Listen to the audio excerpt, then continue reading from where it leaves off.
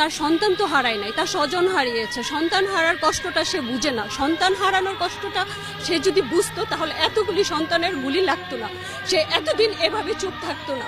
কারণ সন্তান যেভাবে আমরা লালন পালন করি, এত বছর পর্যন্ত তৈরি করি, এই সন্তানদেরকে এত অবজ্ঞা, এত অবহেলা, এটা আমাদের খুবই কষ্ট দেয়।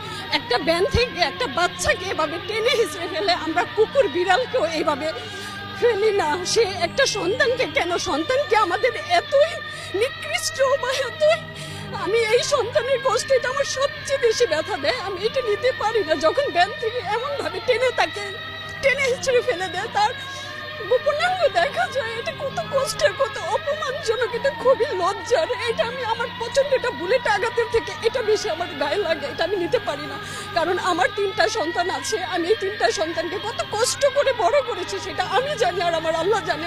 আমার হাজবেন্ড দেশের বাইরে থাকে।